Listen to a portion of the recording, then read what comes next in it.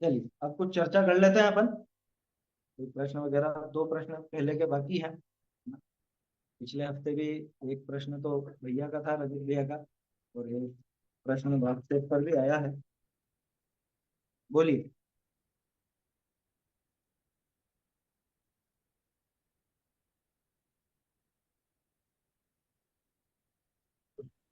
जय जिनेन्द्र। मेरा प्रश्न सब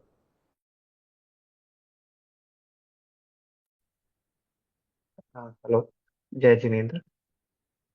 मेरा प्रश्न सप्तभंगी न्याय पर था। तो जैसे हम निश्चय व्यवहार न्याय देखते हैं तो उसमें हमें उसका प्रयोजन पता है कि निश्चय जो यथार्थ है और बाकी सब व्यवहार। और और दूसरा दूसरा ये है द्रव्यार्थिक पर्यायर्थिक। तो उसमें भी द्रव्य को पकड़ना द्रव्य रूप से या पर्याय रूप से। तो इस इन दोनों में प्रयोजन पूरी तरह से भाषित होता है। लेकिन सप्तभंगी न्याय में जब हम देखते हैं तो एक एक न्याय को देख के तो समझ में आता है, स्यात् अस्ति स्यात् नास्ति, स्यात् अस्ति नास्ति अवक्तव्य इत्यादि। लेकिन उसका प्रयोजन क्या है ये पूरी तरह समझ में नहीं आता है। दूसरा ये है कि अ, अवक्तव्य क्यों जोड़ा गया, क्योंकि अस्ति नास्ति से देखा जाए स्यात् अस्ति स्यात् नास्ति, उसमें पूरा वस्तु स्वरूप समाहित हो जाता है। फिर अवक्तव्य कथन शैली के लिए आता है कि किसी और चीज के लिए आता है। इन चीजों इन चीजों में थोड़ा डाउट है। मतलब निश्चय व्यवहार या द्रव्यार्थिक पर्यायार्थिक न्याय देखें तो उसमें हमें उसकी एक तो कॉम्प्रिहेंसिवनेस है कि उसमें पूरा विषय भी समाहित हो जाता है और किस प्रयोजन से बनाया गया है, ये भी समझ में आता है। लेकिन सप्तभंगी में ये दोनों चीजें अच्छे से समझ में नहीं आई। देखिए, वास्तव में जटिलता खड़ी तो होती है, क्योंकि उसके अपने को उदाहरण भी सीमित मिलते हैं। और आचार्यों ने भी दो तीन तरह के प्रयोग करके ही समझाया, इसके अतिरिक्त ज्यादा खुलासा मिलता नहीं। ये बात जरूर है, उनका प्रयोग अपन हमेशा करते हैं। लगता नहीं है कि हम उनका प्रयोग करते हैं। देखो, आ, मेरे ख्याल से सप्तभंगी क्या है, ये आपका प्रश्न तो है ही नहीं। ये तो आप समझ नहीं। रहे हो कि सप्तभंगी में क्या क्या, सप्ता नाम भंगा नाम समाहार इति सप्तभंगी। और सप्तभंगी कौन कौन सी है, एक बार सब जनों के हिसाब से थोड़ा सा दोहरा लेते हैं, फिर उसके प्रायोगिक रूप पर थोड़ी चर्चा करते हैं। है ध्यान सप्तभंगी? बोलो। अ, स्यात् हाँ,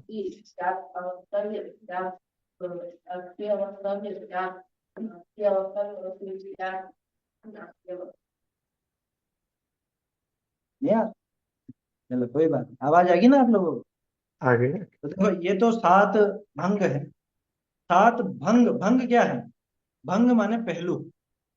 सात पहलू, सात तरह से कथन करने की पद्धति। फिर इसके भी आचार्य देव दो भेद करते हैं, प्रमाण की सप्तभंगी और नय की सप्तभंगी।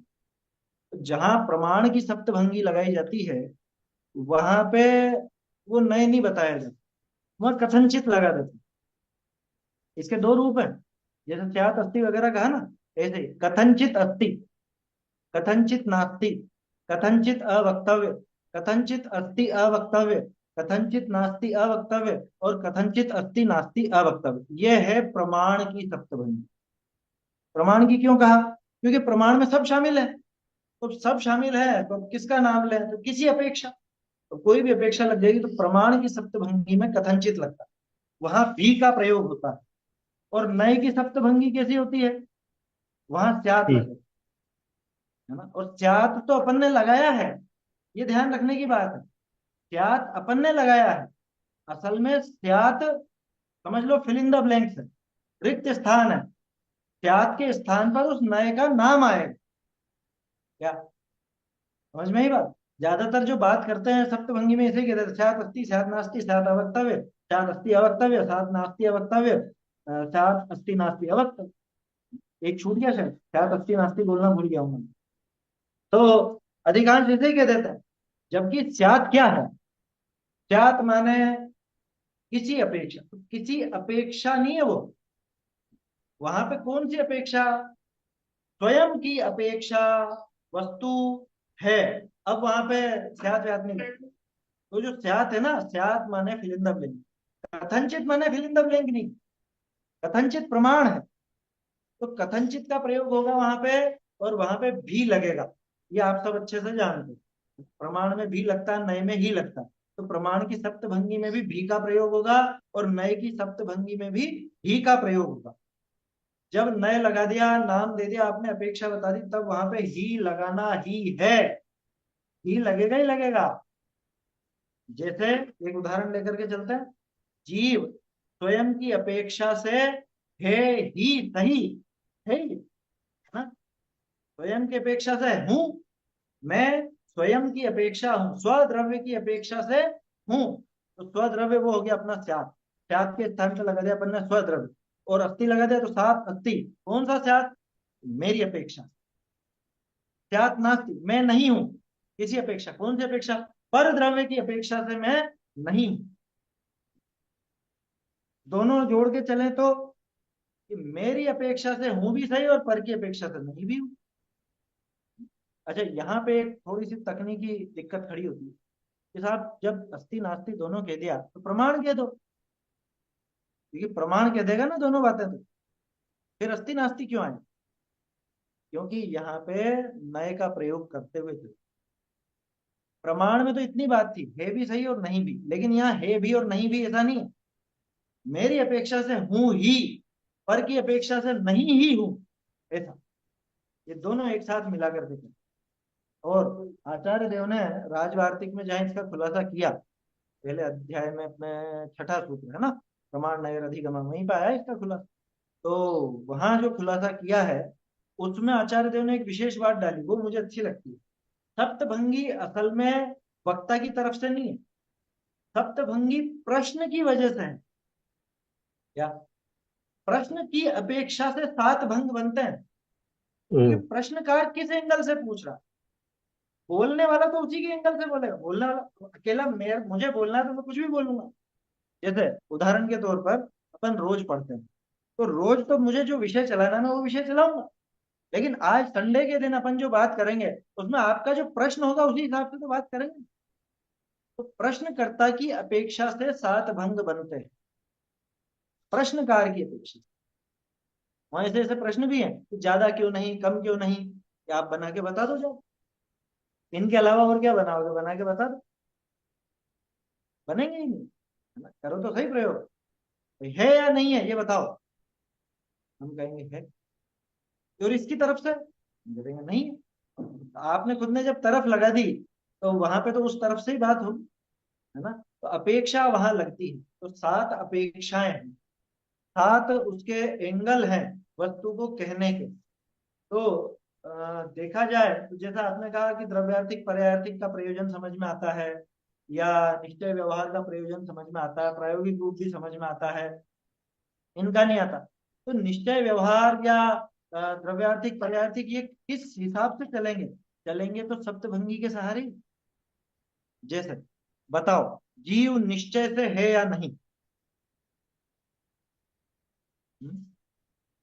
मैं कहूं जीव निश्चय से नहीं है, नहीं कह सकता हूं। पर द्रव्य की तरफ से जीव निश्चय से बिल्कुल भी नहीं है। बोलो, ये लगाया ना, पर द्रव्य लगाया, तो यहाँ पे वो नास्ति आ गया, नास्ति का भंग आ गया। जब अस्थि की अपेक्षा पूछा जाए, जीव स्वद्रव्य की अपेक्षा से है, निश्चय से है।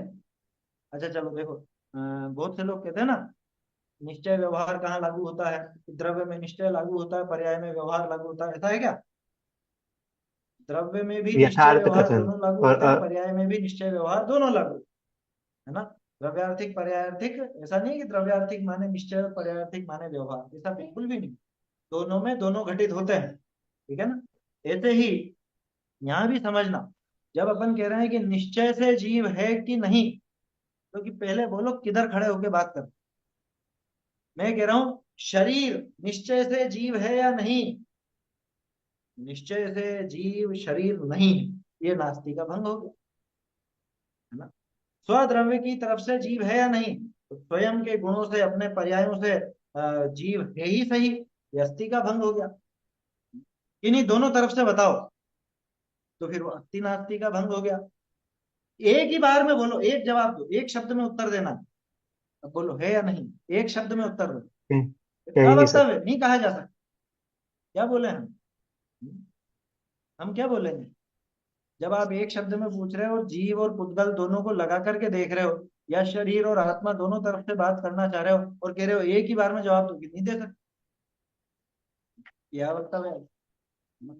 अच्छा, इन चार भंगों में इतनी दिक्कत नहीं आती, आगे के तीन भंगों में दिक्कत आती है कि जब फिर अस्थि है और अवक्तव्य भी कह रहे हो, कि देखो मुख्य रूप से जब शरीर जीव की तरफ से बात करें, अपने ही द्रव्य गुण पर्याय की तरफ से बात करें, तो जीव है, लेकिन आप जो कह रहे हो कि एक शब्द में बता दो दूसरे की तरफ से भी है, लेकिन वो कहा नहीं जा सकता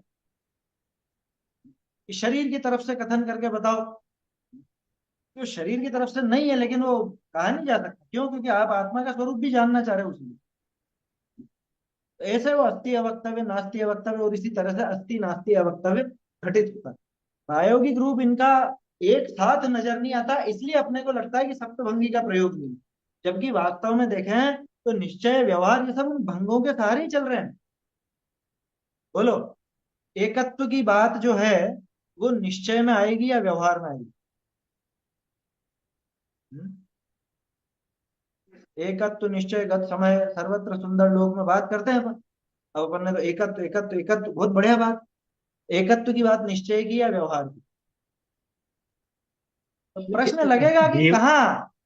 हाँ, जीव एक शरीर का द्रव्य में एकत्व एकत्व की व्यवहार से है। बात करो तो निश्चय की कहलाए, दो द्रव्यों में एकत्व की बात तो व्यवहार की है। जहां जीव और शरीर को मिला के कथन किया जाएगा तो वो कौन करेगा? तो वो निश्चय तो नहीं करेगा, वो तो व्यवहार करेगा, व्यवहार नहीं करे। है ना? तो व्यवहार करेगा। तो बहुत से लोग जो परिभाषा बनाते हैं ना, एकत्व सो निश्चय और विभक्त सो व्यवहार, ऐसी भी बनाते हैं। नहीं, वो लगाते हो अभेद सो निश्चय और भेद सो व्यवहार, ये परिभाषा उचित नहीं है। ये पहले भी अपन ने कई बार बात की, ये परिभाषा बिल्कुल उचित नहीं है। क्यों? कि अभेद में अभेद सो निश्चय, समझ में आया? भेद में अभेद सो व्यवहार, दो भिन्न द्रव्यों में अभेद किया जाए, जीव और शरीर को एक करके कहा जाए, कहते ही ना अपन, मेरा सिर, मेरा गाल, मेरे बाल। बोलो कौन से मेरे? ये जीव और पुद्गल को एक कर दिया ना, अभेद कर दिया। तो जहां भिन्न वस्तुओं में अभेद किया तो किसने किया? निश्चय ने या व्यवहार में? दो व्यवहार में। वस्तुओं में, व्यवहार में। तो बोलो व्यवहार भी अभेद करता है या नहीं करता है? चलो इसी में सप्तभंगी लगाते हैं, व्यवहार अभेद करता है या नहीं? अवक्तव्य। दो द्रव्यों क्यों? की क्योंकि अपेक्षा आपने ये अभेद नहीं बताया करता है। किस में। समझ में आई बात? सही जवाब दिया, अवक्तव्य। क्यों? क्योंकि मैंने ये तो कहा ही नहीं कि किस में। अब व्यवहार अभेद करता है या नहीं ये पूछा मैंने। अब मैं कहूं व्यवहार भिन्न वस्तुओं में अभेद करता है या नहीं, आप कहेगा करता है। ये हो गया अस्थि। भिन्न वस्तुओं का स्यात्, वो स्यात् में, स्यात् के स्थान पर आपने डाला भिन्न वस्तु, भिन्न वस्तुओं में अभेद किया, तो ये व्यवहार की अस्थि। प्रश्न पलट दो, भिन्न वस्तुओं में निश्चय नय अभेद करता है या नहीं? नहीं। निश्चय नय नहीं करेगा। निश्चय नय भिन्न वस्तुओं में अभेद नहीं करेगा। निश्चय नय तो अभेद में अभेद करेगा, भेद में भेद करेगा, दो अलग अलग वस्तुओं को अलग अलग ही दिखाएगा, है ना? तो ये इस तरह से भंग चलते हैं, है ना? अस्थि नास्ति इत्यादि इस तरह से चलते हैं। और जैसे मैंने वो प्रश्न में पहले ये नहीं पूछा ना कहाँ से बात कर रहे हैं, तो वहां पर अवक्तव्य आ जाए। और थोड़ा अवक्तव्य होने पर भी थोड़ा झुकाव अस्थि वाली साइड पर लगे तो उसको अपन अस्थि अवक्तव्य कह देते हैं, नास्ति वाली साइड पर लगे नास्ति अवक्तव्य कह देते हैं। और दोनों तरफ की बात भी जोर देते हुए लगे लेकिन फिर भी अवक्तव्य जैसा दिख रहा है तो अस्थि नास्ति अवक्तव्य कह देते हैं। तो ऐसा नहीं है कि प्रायोगिक रूप नहीं, हाँ इन शब्दों का प्रयोग नहीं है। और उसका पीछे एक कारण और है जो मैंने बताया ना, तो स्यात् का प्रयोग कहाँ करते हैं अपन? अपन तो स्यात् के स्थान पर अपेक्षा डालते हैं। तो स्यात् असल में वो फिल इन द ब्लैंक, रिक्त स्थान। आचार्य तो स्यात् ही लिखेंगे क्योंकि हम क्या प्रयोग करने वाले हैं ये उनको क्या पता। हम जो प्रयोग कर रहे हैं उसको लगा के देख लो। तो जीव स्यात् अभेद है, इसकी अपेक्षा तो स्यात् में क्या लगेगा? जीव अपने गुण पर्यायों से अभेद। स्यात् भेद है, तो स्यात् की जगह क्या लगेगा? पर के गुण पर्यायों से। भेद है, भिन्न रूप है, कुछ भी लगा सकते हो। शरीर की अपेक्षा भिन्न है, परिवार आदि की अपेक्षा भिन्न है। ऐसे ही अकेले अस्थि नास्ति नहीं, भेद अभेद भी लगाए जा सकते हैं। है ना। ऐसे ही वो तत् अतत् भी लगा सकते हैं, नित्य अनित्य भी ये लगा सकते हैं। वो अस्थि जो गोल है ना आगे और वहां पे आठ आठ, ऐसा नित्य अनित्य, अस्थि एक सेकंड तत् आपकी और आवाज नित्य नहीं। में क्या अंतर है? क्या बोलिए। अस्थि, तत् और नित्य, इन तीनों में क्या अंतर है? अच्छा, देखो, अस्थि माने तो है ना। तत् यानी वह, तो वह तो हो गया वो वस्तु का स्वरूप। अस्थि दिखाती है सत्ता, माने उसकी मौजूदगी। तत् यानी वह। और नित्य तो अलग है, नित्य माने उसकी एक निरंतरता। नित्य पूछा था ना आपने, अस्थि तत् हम्म। और नित्य। अब ये बात सही है कि जो वस्तु स्वरूप होता है वो तत्रूप ही होता है ना। उसका एक खुद का निश्चित रूप है, तो वो तत्रूप है।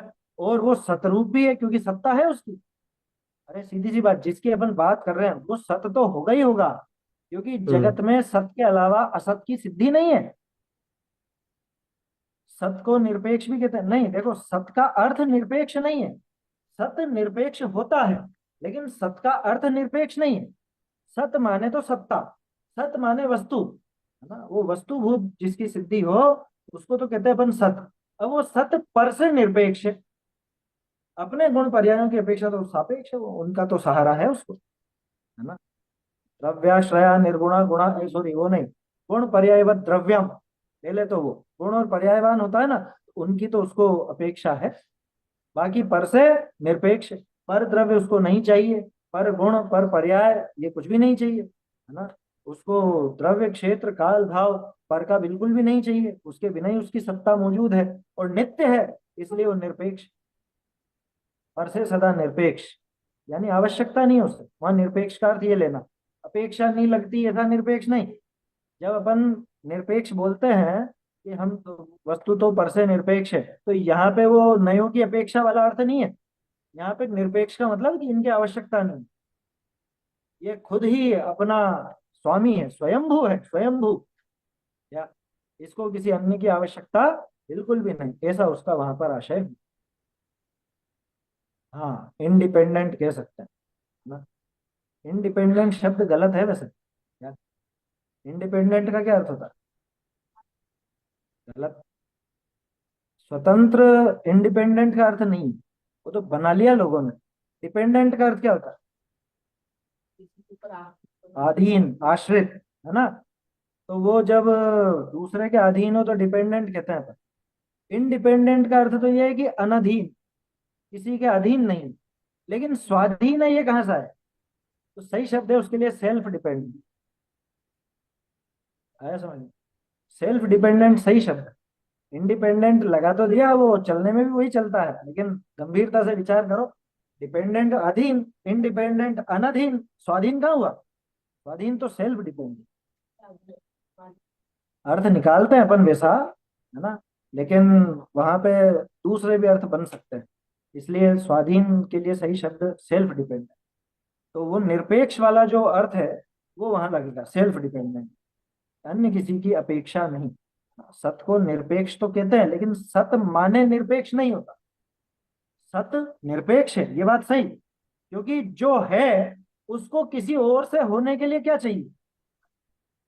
क्या बात गहरी है, ढंग से समझना। जो है उसको किसी और से क्या चाहिए होने के लिए? वो तो है ही सही ना। बाबूजी की कितनी सुंदर पंक्तियां। जो है उसको कौन मिटावे, और नहीं को लावे कौन। भिन्न भिन्न हो जिसकी सत्ता, उसको कहो मिलावे कौन। प्रतिपल का निश्चित परिवर्तन, कौन करे आगे पीछे। सत का अरे विनाश, असत का उत्पादन हो तो कैसे। इतनी गजब की पंक्तियां जरा जरा सी कविताओं में कैसा लिख दिया बाबू। सत का अरे विनाश, असत का उत्पादन हो तो कैसे।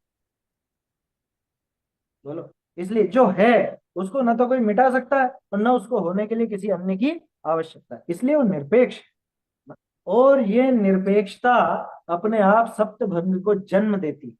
क्यों? क्योंकि स्वयं की तरफ से तो सत वगैरह की बात चलेगी, और पर की तरफ से वो नास्ति वगैरह की बात चलेगी। तो वो स्यात जो फिल इन द ब्लैंक है, स्यात अस्ति, स्यात् नास्ति, स्यात् अस्ति नास्ति, या स्यात् अवक्तव्य, ये आगे के तीनों। तो ये सब स्वद्रव्य और परद्रव्य की तो तरफ से ही चलते हैं, ऐसा समझना। दूसरा, ये तो अभी अपन ने दो द्रव्यों की बात की, एक ही द्रव्य में जब दो गुणों की चर्चा की जाए तब भी लगाई जा सकती है सप्तभंगी।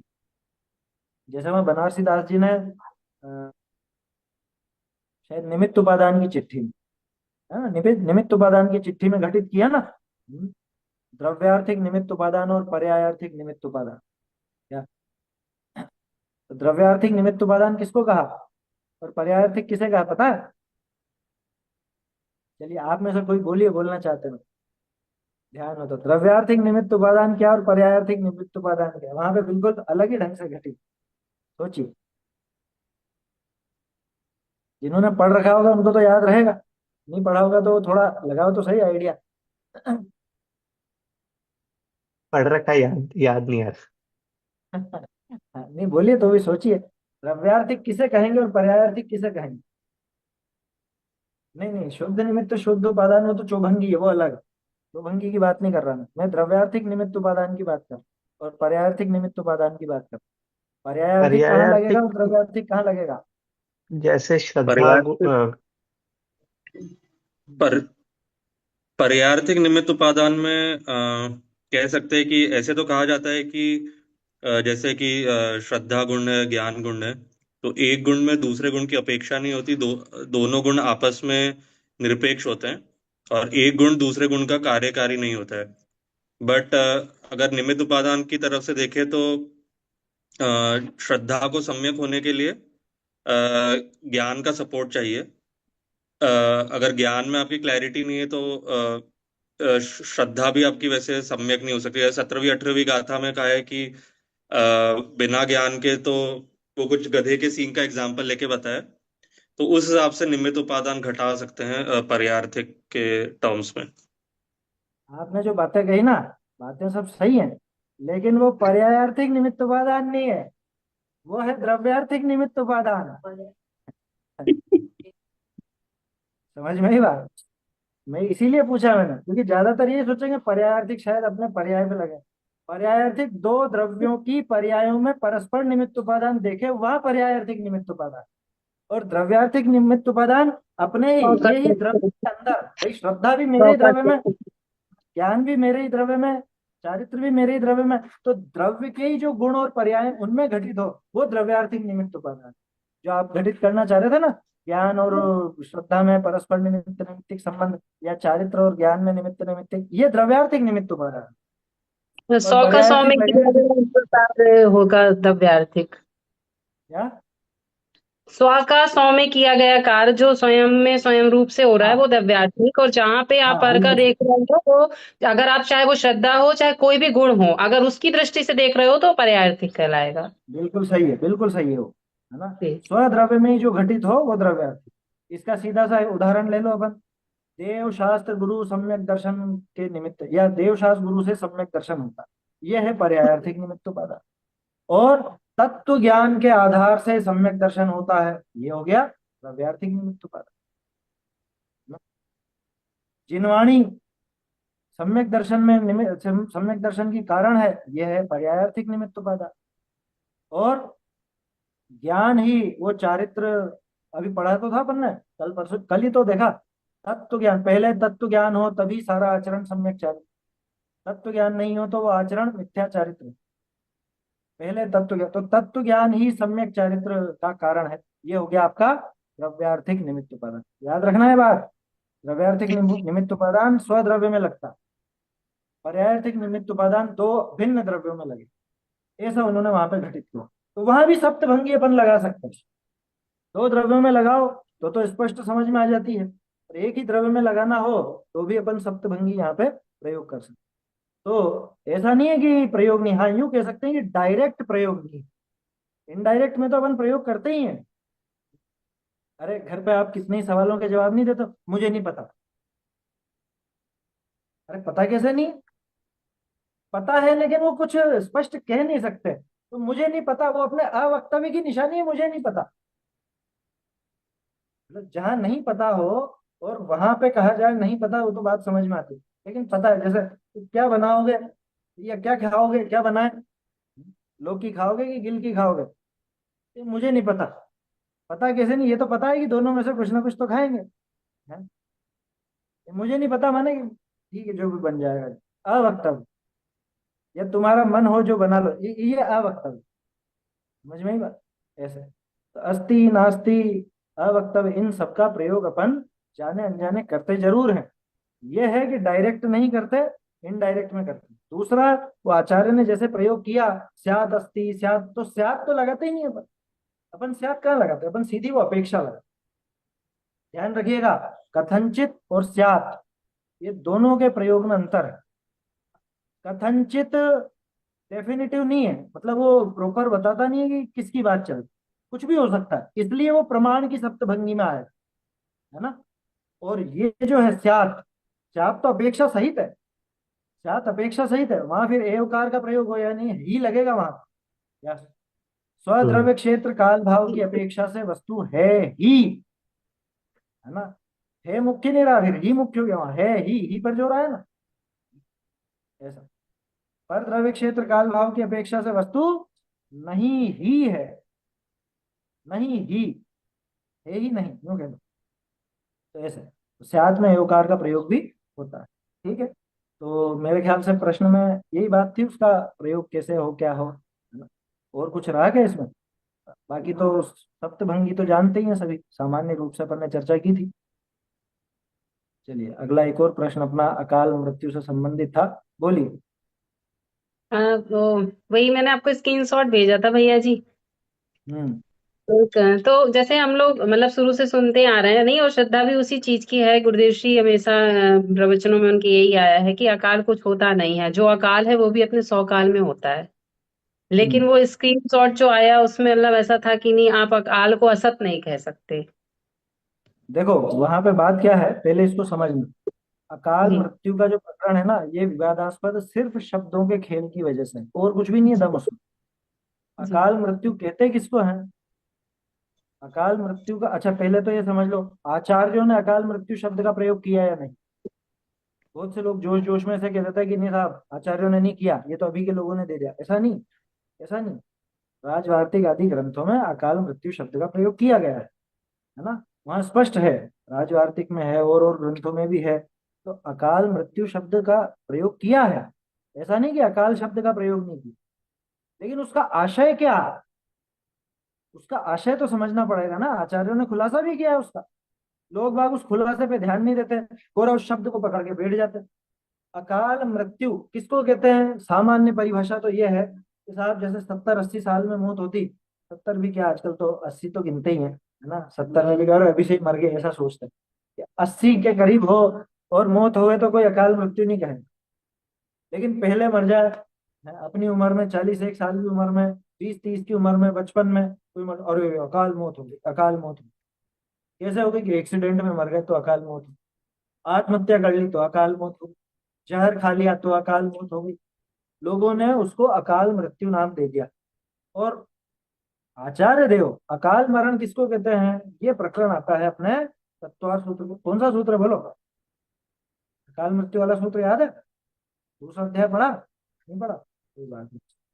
दूसरा अध्याय जो है उसका अंतिम सूत्र है 53वां सूत्र, 53वां सूत्र है अंतिम सूत्र। वहां पे अनपवर्त्य आयुष ऐसा प्रयोग उमा स्वामी आचार्य ने किया, और उसकी टीकाओं में आचार्य देव ने काल मृत्यु आदि का प्रयोग भी किया। और बाद में लोगों ने उसी को हाईलाइट किया, वो अनपवर्त्य को भूल ही गए। मतलब वो जो अपवर्तन, मूल में अपवर्तन शब्द है, अपवर्तन यानी अपकर्षण, उदीर्णा, है ना, वो सब अपवर्तन में आता। और आचार्य ने तो ये बताया था कि ऐसे ऐसे जीवों की आयु अनपवर्त्य होती है, यानी कि इनका अपवर्तन नहीं है। ऐसे जीवों की जो असंख्यात वर्ष की आयु वाले होते हैं, स्वर्ग के देव हैं, नारकी हैं, भोग भूमिया जीव हैं, भोग भूमिया तिर्यंच हैं, अथवा जैसे तीर्थंकर आदि महापुरुष हैं, इनकी अकाल मृत्यु नहीं है। ठीक है ना। चरम उत्तम देह वालों की अकाल मृत्यु नहीं होती, ये है ना सूत्र के अंदर। चरमोत्तम देहा संख्ये वर्षायुषो न पुवर्त्यायुष। तो जो उत्तम देह वाले अथवा चरम देह वाले हैं उनका भी आयु का अपवर्तन नहीं होता, यानी अपवर्तन नहीं होता इसका मतलब जो आयु बंधी है, ध्यान से सुनना इस बात को, अपवर्तन नहीं होता इसका मतलब कि इनके आयु का अपकर्षण अथवा इनके आयु की उदीर्णा नहीं, कदली घात आदि नहीं होता। बाकी के, बाकी जीवों के हो सकता है। अब वो कतली घात, इसका कर्णानियों का एक शब्द यूं समझ लो, जैसे केले का पेड़ होता है ना, तो वो नीचे से डाल पे ऐसा चलाएगा ना, हथियार चलाएगा, फिर तलवार वगैरह पूरा का पूरा पेड़ एक झटके में नहीं चलेगा। जैसे कदली घात, यानी एक झटके में सारे के सारे खेल। तुम तो सबसे सीधा उदाहरण मुझे तो इसका वो लगता है मटकी। मटकी में पानी भरा हुआ है और वो मटकी रिसती है, रिसती है ना, मटकी में जो मटकियां ठंडा पानी करती है वो बूंद बूंद थोड़ी थोड़ी देर में टपकता है उनमें से। तो मटकी अपने आप टपके, मतलब टपकती रहे तो 24 घंटे में पूरा पानी खाली होगा। कितना पानी था, ठीक है। बोलो, आपने जो मटकी भरी है फुल, कितनी देर चलेगी? अरे साहब 8 बजे भरिए, अगले दिन सुबह 8 बजे तक खत्म होगी। पक्की बात है? हाँ पक्की बात। लेकिन घर पे आ गए शैतान बच्चे, है ना, और उसमें गेंद फेंकी जोर से।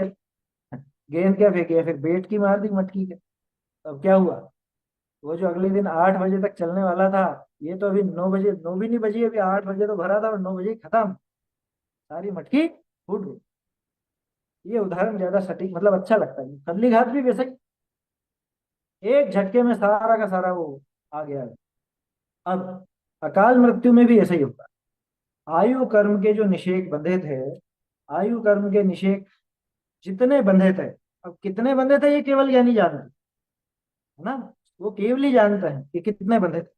और जितने बंधे थे, तीव्र कषायवश कभी ऐसा भी होता है कि उनका अपवर्तन हो जाता है, माने वो सारे के सारे निषेक खिर करके एक झटके में उदय में आकर के खिर जाते हैं। ध्यान रखना, बहुत से लोग इसको यूं समझते हैं कि वो उदय में आए बिना खिर गए। उदय में आए बिना नहीं खिरते हैं, उदय में आकर के ही खिरते हैं वो आयु के निषेक, एक साथ खिर जाते हैं, यूं होता है। क्योंकि उसमें ऐसा ही प्रश्न डाला, कृत प्रणाशिति चेत, यानी कि जो किए हुए का फिर तो नाश हो गया, कि साहब जो बांधे थे वो तो उदय में आए ही नहीं। उन्होंने कहा नहीं, उदय में आकर के ही खिरते हैं। वो जो अपवर्तन है वो उदय में आकर के ही खिरते, बिना उदय में आए नहीं खिरते। तो अकाल मरण समझ में आया? अकाल मरण माने जितनी आयु बांधी थी उतनी आयु नहीं भोगी, नहीं भोगी मतलब ऐसा नहीं कहना चाहिए, भोगी तो है, उतने समय तक नहीं रहे। क्या कहा, कोई 90 साल जिया तो अभी अकाल मृत्यु हो सकती है, और कोई 20 साल में मर गया उसकी भी अकाल मृत्यु नहीं हो सकती। हाँ ये बात भी है, उस बात पर आ रहे हैं अपन। अभी पहले तो ये समझें, सामान्य तौर पे अपन क्या मानते हैं, लगभग 80 85 90 साल के आसपास की आयु हो तो अपन उसको अकाल मृत्यु नहीं कहते। जबकि जो अभी आपने देखा ना, ये बात सही है, 80 की उम्र में भी अकाल मृत्यु हो सकती है लेकिन लोगों को लगे नेचुरल डेथ, और 20 की उम्र में भी स्वकाल में ही मरण हो रहा है। स्वकाल में तो हर एक में हो रहा है, लेकिन बिना अकाल के भी मरण हो रहा है, बिना अपवर्तन के भी मरण हो रहा है, और फिर भी लोगों को तो अकाल मृत्यु नजर आई। आचार्य देव ने ये कहीं नहीं लिखा कि 20 की उम्र में मर रहा है तो अकाल मृत्यु, और 80 की उम्र में मर रहा है तो अकाल मृत्यु नहीं, ऐसा नहीं लिखा उन्होंने। उन्होंने विष शस्त्र आदि इनका उदाहरण लिया, ये तीव्र कषाय के कारण। तो तीव्र कषायवश वो जो आयु के निषेक अधिक बंधे हुए थे, वो आयु के निषेक एक झटके में आकर के खिर गए, और ये जीव यहाँ पे चला गया छोड़ करके शरीर। तो अधिकांश अकाल मरण कैसी दशा में दिखता है? एक्सीडेंट जैसी दशा में, खास तौर पे आत्मघात की दशा में। खास तौर पे आत्मघात, है ना, खुद को चाकू घोंप लिया, फांसी लगा ली, जहर खा लिया, करंट में हाथ दे दिया, कुछ भी हुआ, आग से जल के मर गया, उन सब में अकाल मृत्यु नजर आती, क्योंकि तीव्र कषाय का कार्य है ना, तीव्र कषायवश संभव है कि उसकी अकाल मृत्यु हुई। अब आपका जो प्रश्न प्रश्न ये नहीं था अकाल मृत्यु क्या है, प्रश्न ये था अकाल मृत्यु होती भी है या नहीं, है ना, स्वकाल में ही है या नहीं। देखो एक बात तो ये समझ लेना कि वो पूरी आयु भोग करके मरे, चाहे आयु का अपवर्तन होकर के मरे, मुझे ये बताओ उसका उसी समय मरना निश्चित था या नहीं? बिल्कुल था। केवल ज्ञानी ने उसकी 80 वर्ष की आयु बंधी हुई देखी, ठीक है, और फिर अकाल में मरण हो गया, तो क्या केवल ज्ञानी को ये पता नहीं था कि ये 30 की उम्र में ही मर जाएगा? बोलो। उसी में देखी ये थी, उतने में ही। पता था ना, ये बिल्कुल पता था उनको, पूरी बात पता थी कि आयु बांधेगा 80 की, लेकिन छोड़ के चला जाएगा 30 में। और कितने निषेक बंधे हैं, और कितने निषेक तो भोग चुका, और जितने बचे थे उन सबको 30 की उम्र में आकर के इसने गिरा दिया।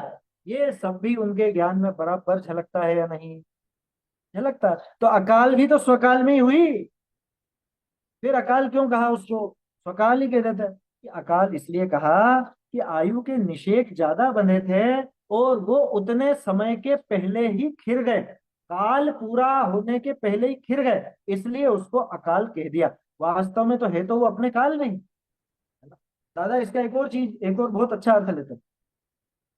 कोई भी कार्य होने में कितने समवाय होते हैं? 5 समवाय, याद है ना?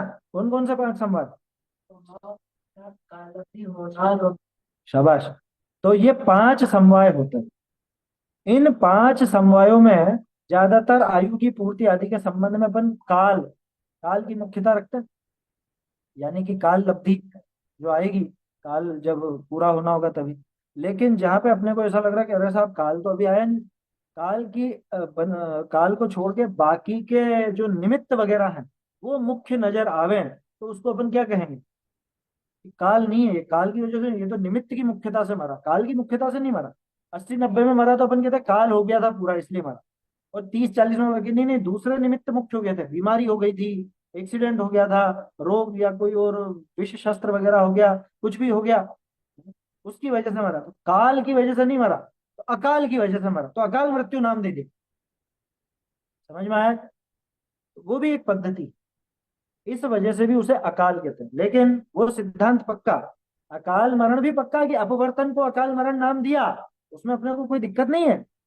लेकिन उसमें यह भी समझने की बात है कि जिसे अकाल मृत्यु कहते हैं वो भी होती तो स्वकाल में ही है। क्या केवल ज्ञानी ने ऐसा जाना था कि 80 की आयु बांधी है तो 80 में ही मरेगा? ऐसा तो नहीं जाना था। उन्होंने तो ये जाना था कि 80 की बांधी है और 30 में मरे। उनको ये सब पता है कि कितने निषेक बंधे हैं, कितने निषेक ये खिरा देगा, और कितने समय में ये यहाँ से ये छोड़ करके चला जाएगा, सब उनके ज्ञान में है। तो वो स्वकाल हुई या नहीं? निश्चित हुई तो स्वकाल में ही। समझ में आया? तो अकाल कहने में समस्या नहीं है, लेकिन उसका कंसेप्ट क्लियर होना चाहिए। क्या अकाल कहते ही लोगों को लगता है देखो क्रमबद्ध पर्याय फेल हो गई ना। अरे फेल कहाँ से हुई भाई? कर्मों में उत्कर्षण अपकर्षण तो सब होता ही है। तो कर्म इतने बंधे थे, और बाद में इतने इतने, अरे आपके नहीं होता क्या? प्रैक्टिकल भी तो देखते हो आप। आपने लोन लिया उदाहरण के तौर पर, है ना? और लोन आप मान लो आपने 1 लाख रुपए का लोन लिया, ठीक है? और ये तय हुआ कि साल भर बाद आप उस लोन को चुकाओगे, ठीक है? उस लोन को चुकाएंगे, और उस लोन को चुकाने में 10,000 रुपये और एक्स्ट्रा यानी ब्याज के देंगे। 1,10,000 रुपये आपको देने हैं। दोनों बातें क्या संभव नहीं है अभी यहाँ पे? 1 साल से पहले भी तो चुका सकते हो ना। और ये भी हो सकता है फिर 1 साल से पहले चुकाया, 6 महीने में ही चुका दिया, तो फिर आधे ही देने पड़े, फिर 1,10,000 नहीं देने पड़े, 1,05,000 ही देने पड़े। या उल्टा भी हो सकता है, 1 साल में नहीं चुका पाए तो थोड़ी मोहलत और मांगी, तो उधर ब्याज और भरना पड़ा। जब 10,000 नहीं अब 20,000 लगेंगे, 1,20,000 दिए और समय भी ज्यादा बढ़ गया। तो दोनों चीजें संभव है या नहीं है? तो ऐसे ही कर्मों का कॉन्ट्रैक्ट है ये तो। क्या कॉन्ट्रैक्ट बढ़ भी सकता है, घट भी सकता है, जिसको अपन अपकर्षण और उत्कर्षण के नाम से जानते हैं। अपकर्षण का ही एक नाम अपवर्तन है, और अपवर्तन मुख्य रूप से कषायों की वजह से, मुख्य रूप से कषायों की वजह से। अब एक चीज इसमें मुख्य बात, 20 साल की उम्र में कोई मरा तो बोलो अकाल मरण हुआ या क्या हुआ? कोई नियम नहीं है, नियम नहीं है। क्यों? यार 20 की आयु बांधी थी, 20 की ही आयु बांधी थी, और 20 की आयु पूरी हुई, और बिना कोई कारण मिले, वहां तीव्र कषाय नहीं है कारण। क्या तीव्र कषाय का कारण नहीं है वहां पर? वहां बिना किसी तीव्र कषाय आदि के भी वो आयु पूरी हुई। अरे टोडरमल जी जैसों की आयु जल्दी पूरी हुई, 47 की उम्र में गुजर गई, तो अपन लोग क्या कहते, कह रहे साहब उनको विशेष पुण्य और भोगना था, वो यहाँ पे भोग नहीं सकते थे, तो आयु भी उतनी थी और वहां की आयु विशेष है, वहां विशेष पुण्य भोगना है, तो यहाँ से जल्दी चले गए। समझ में आ रही बात? खैर, वो तो अपन, कोई पूज्य पुरुष हो उसके लिए अलग तरह की बात कर लेते हैं, और कोई ऐसा व्यक्ति हो तो उसके लिए अलग तरह की बात कर लेते हैं। लेकिन गंभीरता से सोचने की बात है कि इसमें जरूरी है क्या कि 47 की उम्र में वो गए, तो 47 की उम्र में उनके आयु का अपवर्तन हुआ, क्योंकि उनके तो कोई तीव्र कषाय वगैरह दिखी नहीं। देखो ये पक्का नियम है, उदीरणा के लिए भावों की तीव्रता चाहिए, ये नियम पक्का है। उदीरणा बिना भावों की तीव्रता के नहीं होती, तो तीव्र भाव चाहिए। वहां टोडरमल जी के ऐसे भाव तो नहीं थे, या और जो धर्मात्मा उनके तो ऐसे भाव नहीं थे, तो फिर कैसे हुई? तो वहां ऐसा ही समझ में आता है कि आयु उतनी ही बांधी थी, उतनी ही आयु बंद करके आए, तो उतनी आयु पूरी हुई, चले गए। दूसरा, कोई 80 की उम्र में मर रहा है, तो बोलो आयु का अपवर्तन हुआ होगा या नहीं हुआ होगा? हो सकता है हुआ हो, बांधी 100 की हो, लेकिन वहां जाकर के कषायों की तीव्रता से 20 की आयु कम हो गई। आए समझ? होता है ना, परिणाम बिगड़ भी तो सकते हैं, बुढ़ापे में भी बिगड़ते हैं, उसमें कोई बड़ी बात नहीं। तो 20 साल की आयु का अपवर्तन हो गया, 80 में गुजर गए। 80 की उम्र में जा रहा हो तो भी आयु का अपवर्तन पूर्वक जा सकता है, और 20 की उम्र में जा रहा हो, 30 की उम्र में जा रहा हो, तो भी पूरी आयु भोग करके जा सकता है। ये तो केवल ही जाना है कि उसने आयु कितनी बांधी। बोलिए। ये उदीर्ण और अपकर्षण सभी जीवों के मतलब सभी आयु में होते रहता है, नॉर्मल। मतलब वो जो परमाणु है ऊपर के नीचे आते हैं, ये नॉर्मल हिसाब से, मतलब सर्गों की देवों की भी उदीर्णा बताई गई है सर्वार्थ सिद्धि में उस अपेक्षा से। ये जो उदीर्णा अंत काल की है, मतलब वो जो इतनी तीव्रता से आ रही, वो अकाल मरण में संभव है, मतलब ऐसा ले सकते हैं। नॉर्मल उसमें उदीर्णा तो और वहां पे अपकर्षण। तीव्रता चाहिए ही चाहिए, है ना? उसी की बात कर रहा हूँ, सही बात है, ये भी ध्यान में रखने की, क्योंकि अन्य कर्मों में अपन देखें तो उनमें तो चलता रहता है घटबढ़, है ना, उनमें तो घटबढ़ चलता रहता है अन्य कर्मों में, लेकिन आयु के संबंध में जब अपन देखते हैं तो वहां पे वो कषाय आदि की मुख्यता वहां पर नजर आती है। क्योंकि आयु में ऐसे अपकर्षण होता नहीं है, आयु में सामान्य तौर पर अपकर्षण नहीं होता, ये तो कुछ ऐसे विशेष परिस्थितियां बने, कुछ इसके भाव इस तरह के हों, तो वो अपकर्षण वगैरह दिखता है। अपकर्षण अच्छा, और मतलब एक थोड़ा बात, परमाणु थोड़े मतलब नीचे आएंगे, ऐसा उतना मतलब पूरा का पूरा निषेक नहीं आ रहा है, उसके थोड़े परमाणु पार्टिकल्स नीचे आ रहे हैं, बस उतना ही। इस हिसाब से उदीर्ण और अपकर्षण। अपकर्षण और उदीर्णा, सही बात है। उदीर्णा में तो आकर के खिरेंगे ही खिरेंगे, है ना, और उद्यावली अपकर्षण में में आते वो हैं। स्थिति घटना, अपकर्षण का अर्थ तो स्थिति घटने का है, और यहाँ पे तो उदीर्णा होती है। कुछ निषेकों की मतलब वो अपकर्षण हो सकते हैं, नीचे आ सकते हैं, उदीर्ण हो सकती है। इस हिसाब से जो उद्यावली में आ गए उनके उदीर्ण, और बस नीचे आ गए तो उनका अपकर्षण कहेंगे। और हम्म, नीचे आए माने अभी उदय में ही आ जाएंगे, ये थोड़ी ना। हाँ, वही वही उसको अपकर्षण कहेंगे, और उद्यावली में आएंगे तो उदीर्ण। उदयावली में आ गए तो उदीर्णा, जल्दी आकर के खिर गए, तो उसका नाम उदीर्णा। सही है। चलिए, तो मेरे ख्याल से क्लियर हुआ होगा कि अपकर्षण, सॉरी, जो उदीर्णा है या ये जो अकाल मरण जिसको नाम दिया, ये भी वास्तव में तो स्वकाल में ही होता है। क्योंकि जब अपन बात कर रहे हैं कि जगत का एक एक कार्य, प्रत्येक द्रव्य की एक एक पर्याय, वो स्व समय पर ही होती है, अन्य समय होती नहीं, उसका काल निश्चित है। तो इस आयु का अपकर्षण होना और उदीर्णा होना, इसका भी तो समय निश्चित है ना, ये भी तो अपने स्व समय पर ही होती, क्योंकि जीव खाली थोड़े ना बैठेगा। यहाँ से अगर पहले ही चला गया तो फिर अब क्या करेगा? वहां की तो टाइम, वहां का टाइम तो चालू ही नहीं हुआ, यहाँ का टाइम पूरा हो गया, तो अब क्या करेगा? खाली बैठेगा? ऐसा नहीं होता, यहाँ पर इतने ही समय में पूरी होनी थी, और वो इस विधि से होनी थी, जिसको हमने अकाल मरण नाम दिया, इस विधि से वो काम होना था, और फिर वहां की आयु चालू होनी थी। ऐसी बात यहाँ पर समझनी, ठीक है। जी, धन्यवाद। चलिए, समय भी ज्यादा हो गया अपना, और दो चर्चाएं आज अपनी हुई सप्तभंगी के संबंध में और अकाल मरण के संबंध में। बाकी और विस्तार से वहां पे पढ़ सकते हैं, दोनों विषय अपने तत्वार सूत्र पे। क्या सप्तभंगी पहले अध्याय में आता है, सप्तभंगी कह रहा हूँ, ध्यान रखना, सप्त नए नहीं, सप्त नए पहले अध्याय का आखिरी सूत्र, और सप्तभंगी अपने छठे सूत्र में आ जाता है, प्रमाण नए अधिगम इसके खुलासे। दूसरी तरफ जो अपना अकाल मरण वाला प्रकरण है, ये दूसरे अध्याय के 53वें अंतिम सूत्र के अंदर आता है। ठीक है, वहां विस्तार से आप लोग और पढ़िए, सर्वार सिद्धि है, राजवार्तिक है, और खुलासे भी हैं। तो ऐसा उसमें शंका नहीं करना है कि भाई ये अकाल है कि नहीं, स्वकाल है क्या, क्योंकि बहुत से लोग इसको इस तरह से हाईलाइट करते हैं, ये स्वाध्यायी लोग, खास तौर पे गुरुदेव को पढ़ने सुनने वाले लोग अकाल मरण नहीं मानते, लोग ऐसा आक्षेप लगा। लेकिन ऐसा नहीं, तो अकाल मरण जिस अपेक्षा से आचार्य देव ने समझाया, वैसा अपने को समझना चाहिए।